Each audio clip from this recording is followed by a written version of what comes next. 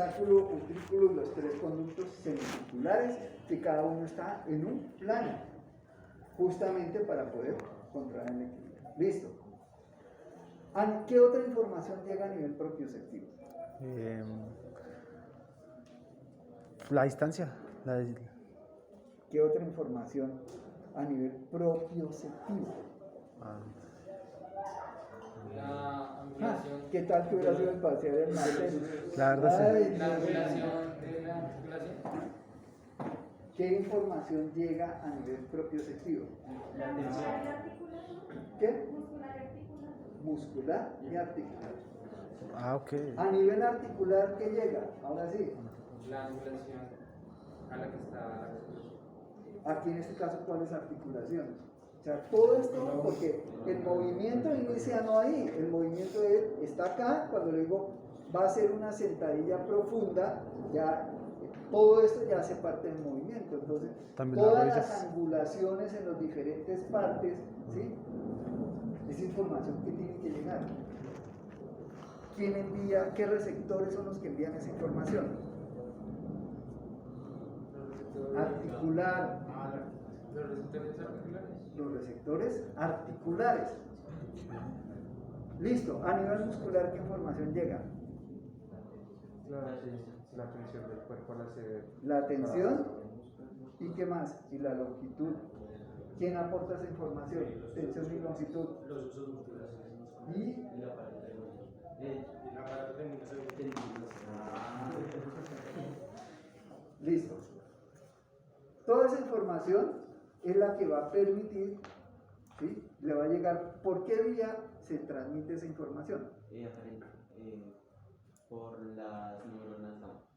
Vía aferente. La vía aferente. Aferente. Listo.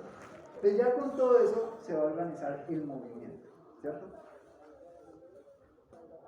¿Qué parte del sistema nervioso es el que genera esa chispa para que a partir de la generación de esa chispa, ¿cierto? De ese inicio se organice todo el control motor. La corteza emocional. Listo, esa corteza es la que va a desencadenar todo el proceso. ¿No son la corteza motivacional? Sí, motivacional. La corteza motivacional. Listo. Después se hace un primer borrador. ¿Quién hace el primer borrador? La corteza asociativa, la que va a hacer ese primer borrador, ¿cierto? De cómo va a ser el movimiento. Entonces ahí en la corteza asociativa se está generando ese borrador del movimiento. ¿Quién perfecciona ese movimiento? Dale, él solo. ¿Tu nombre? Edwin. ¿En dónde se perfecciona ese borrador?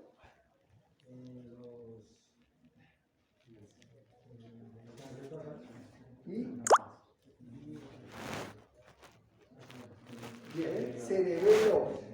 En los ganglios va a salir el cerebelo y es donde se va a perfeccionar ese movimiento. ¿De acuerdo? ¿Cuáles son las partes del cerebelo? Uy, es el punto del parcial. Ay. Él sacó cero en ese punto. ¿Cuáles son las partes del cerebelo? El tronco cerebral. Tronco cerebral, ¿eso es del qué? ¿El tronco cerebral hace parte de qué? Del encéfalo. Parte del cerebelo. Otro que perdió ese punto. A ver si lo encuentras rápido. Partes del cerebelo. Ave María.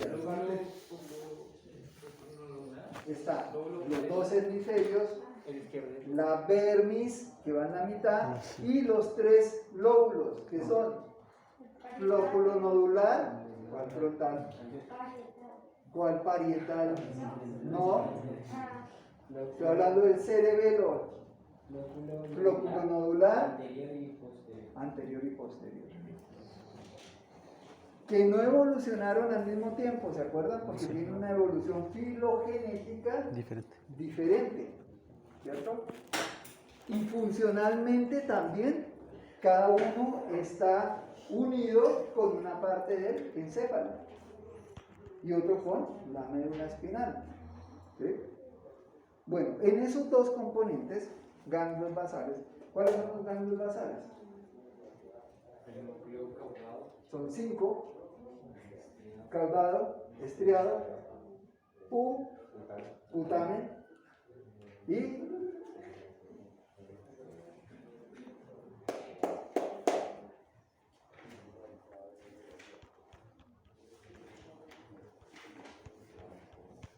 Un lóbulo anterior.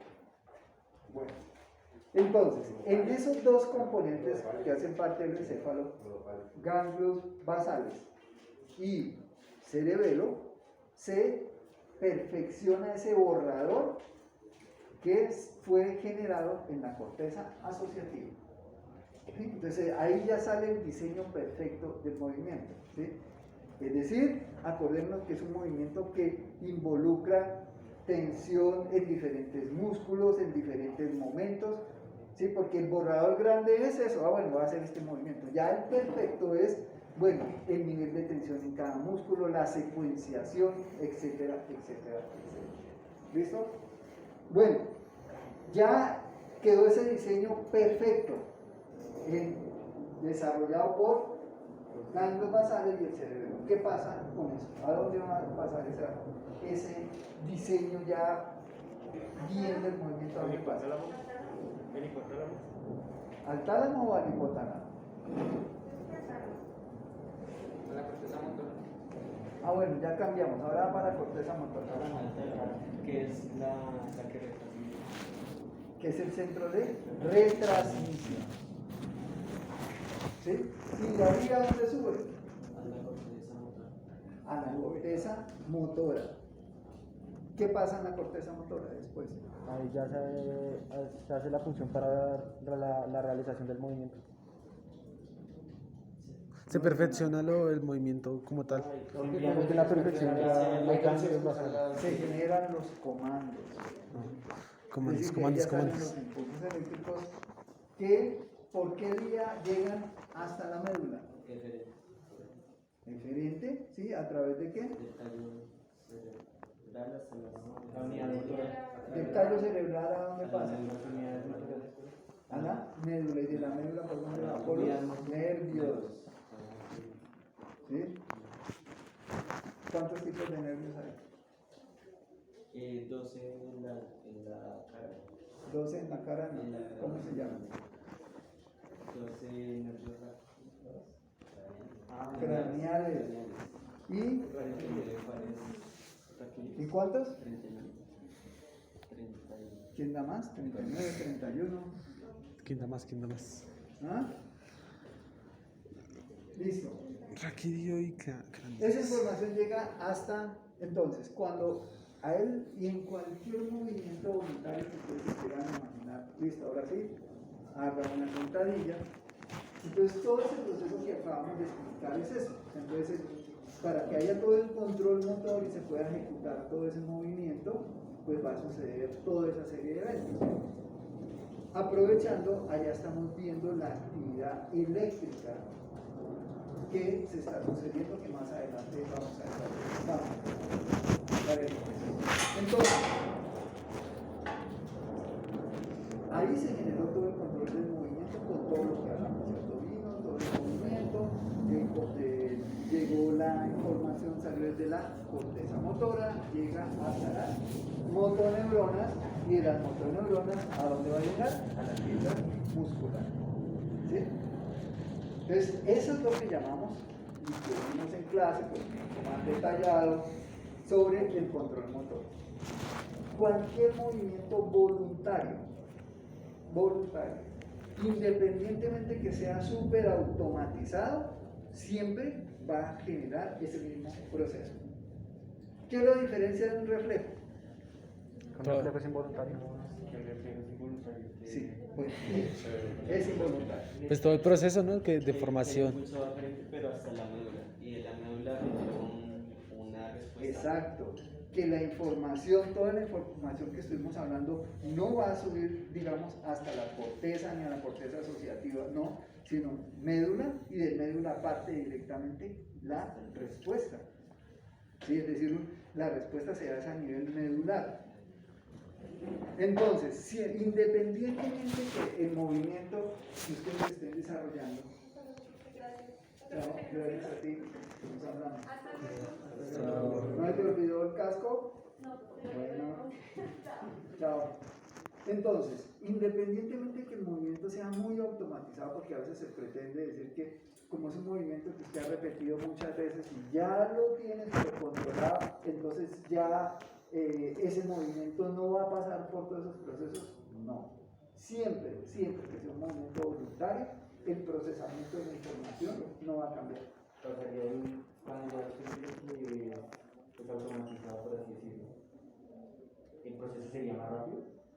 Claro, lo que pasa es que el proceso se demora menos tiempo. Ah, bien. ¿Sí? Es más eficiente. ¿Por qué razón? O sea, ¿por qué razón es más eficiente? Porque ya sabe qué es lo que tiene que hacer. Por la repetición. Pero es que, si es más eficiente, ¿qué significa eso? Toma menos tiempo. Sí, pero neurológicamente, ¿qué significa? Un recorrido menos corto. Pero reacciones A ver, yo lo pongo a usted a hacer un movimiento que nunca ha hecho. No sé, cualquier movimiento que jamás ha hecho, ¿cierto? Cuando Meter un comienza a hacer el gol. movimiento, lo hace mal, pero lo hace. Y después ese movimiento se logra perfeccionar. ¿Por qué se perfecciona ese movimiento? ¿Por qué creen que se llega a perfeccionar? Porque desde que arranco no arranco haciendo bien el movimiento. Entonces siempre, ¿qué es lo que ustedes hacen cuando enseñan el movimiento? Ya está viendo una retribución, entonces ya se sabe más o menos lo que se está haciendo mal. Miren ¿Se que... está corrigiendo? No, eso, por ahí. Es que miren, ¿Qué? ¿qué es lo que le pasa en los parciales? Y siempre les he dicho, en los parciales y en los controles de lectura. Yo les pregunto A y ustedes me contestan perfecto B. ¿Sí me entiendes? Pues no sacan nada porque me están contestando muy bien, porque a mí me dicen, profe, pero es que yo miré en el libro y está bien. Sí, pero es que la pregunta era esta otra. Si estamos hablando que hay un perfeccionamiento de un movimiento, imaginen que ustedes a un niño le están enseñando un movimiento que nunca ha hecho ese niño. ¿Por qué piensan ustedes que el niño hace ese movimiento inicialmente de una forma, digamos así, un poco torpe, no controlada? ¿Por qué? Porque no hay las redes neuronales. Es que todo esto, que son redes neuronales, ese movimiento que él hace en sentadilla, por ejemplo, si hay que corregirle, mire, es que la posición de espalda tiene que ser de esta forma, etc. ¿Qué sucede? No tiene las redes neuronales. ¿Qué pasa? No hay la red neuronal que me soporte ese movimiento porque nunca lo había hecho. Entonces, ¿qué hace? Hace el movimiento con los patrones básicos del movimiento. ¿Sí? Que es con lo que venimos nosotros. Es decir, eso sí ya viene genéticamente. ¿Sí? Usted no tiene que entrenarle a nadie para que camine. ¿Sí? Ni para que atrape. Eso se llaman, por eso se llaman patrones básicos. Es decir, eso viene en el disco duro nuestro. Todos los otros movimientos son los que se empiezan a trabajar. Entonces, cuando es un movimiento nuevo, ¿qué es lo que se hace? Si es bien sea patear, saltar, lanzar, caminar, entonces lo que hace es que con esos movimientos que tiene, resuelve eso.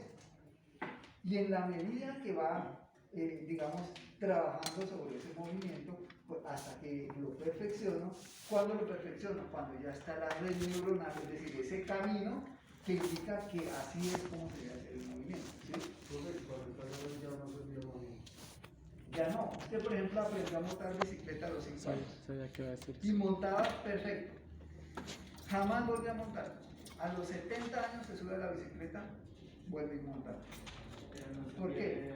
Porque, claro, pierde cierto nivel de técnica, pero lo grueso del movimiento lo tiene. ¿Sí? No tiene que volver a trabajarlo desde el principio porque ya eso quedó. Es decir, esa red neuronal quedó establecida.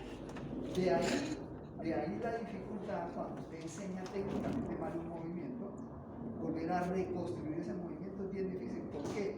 ¿Cuál es siempre lo que va a hacer la persona? Utilizar lo que tenía, ese camino antiguo que tenía, es el que siempre va a tratar de volver a sacar. Y usted corrija y corrija. ¿Sí? Entonces, cuando se está enseñando un movimiento, estoy construyendo un camino, una red neuronal. ¿De acuerdo? Entonces se encuentra que la respuesta iba por otro lado. ¿Sí? Entonces siempre piensen qué les estoy preguntando. Si estamos hablando de control motor, pues la respuesta es desde la parte neuronal. ¿Sí? Entonces, neuronas, actividad eléctrica, etcétera, etcétera. Bueno, listo. Ahora, decíamos que ese estímulo que llega hasta la motoneurona, de la motoneurona, ¿a dónde va a llegar? Al músculo, ¿cierto? ¿A través de qué se va a transmitir? Del axón de la motoneurona, ¿cierto? Sí. Póngale cuidado a la pregunta que les voy a hacer. ¿Cómo se va difundiendo ese estímulo a través del axón? ¿Cómo se va difundiendo el estímulo a través del axón? Polarización.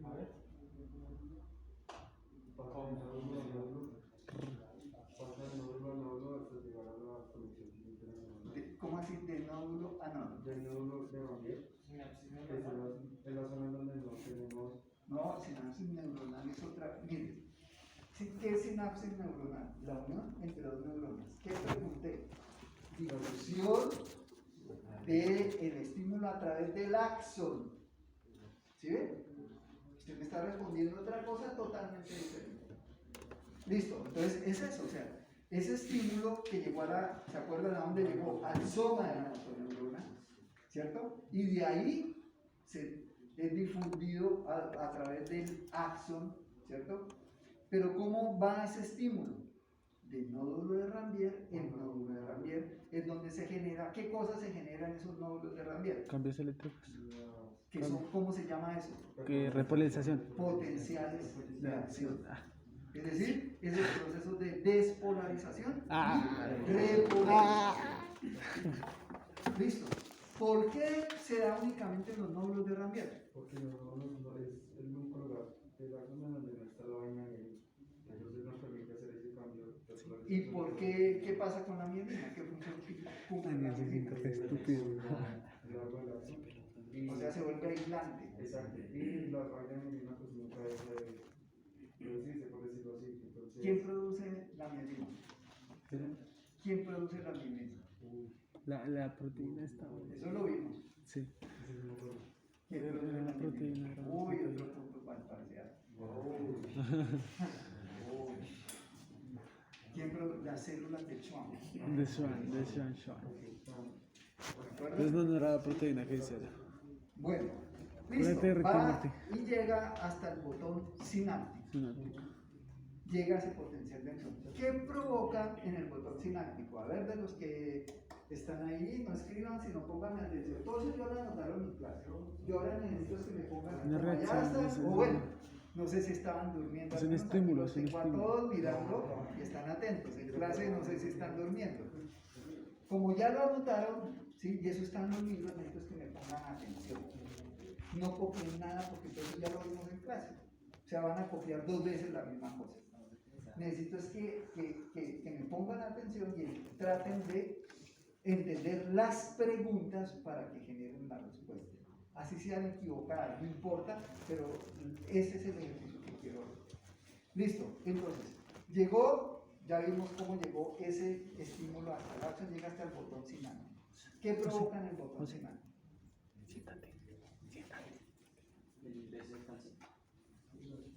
Listo. Sí, el ingreso de calcio. ¿Y qué pasa con ese ingreso de calcio? No me conteste todavía, no le pregunto. Dale. Sí, ¿qué sucede?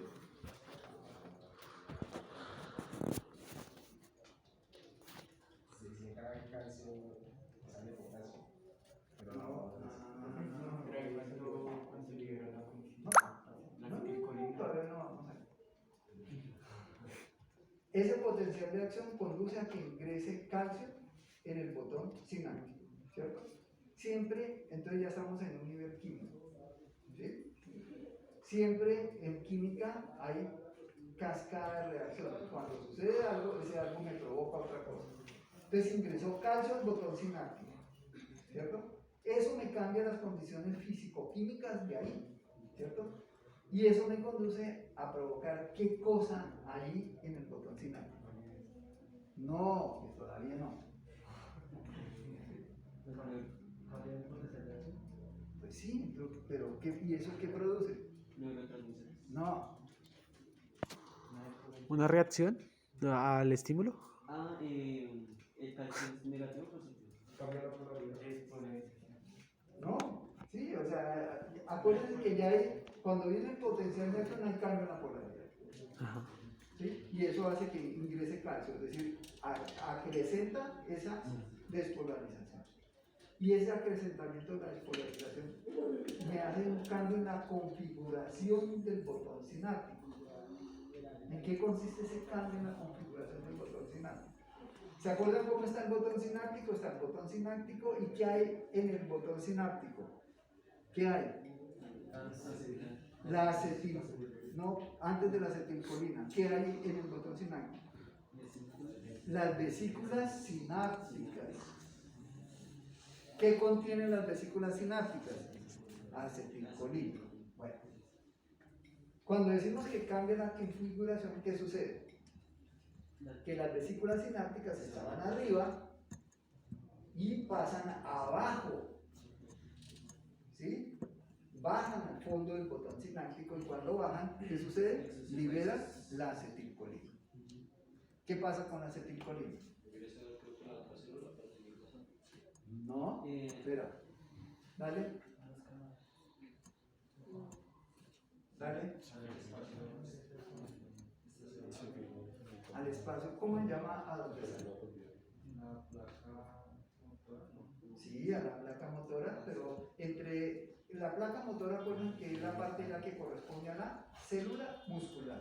Siempre tienen que tener en cuenta que viene el botón sináptico y el botón sináptico, célula muscular. ¿Sí? Entonces, entre este botón sináptico, acuérdense que se va a, digamos, se mete un poquito, queda embebido entre la placa motora. Y ahí forma un espacio que se llama la hendidura sináptica. Y ahí se libera esa acetilcolina. ¿Y qué hace?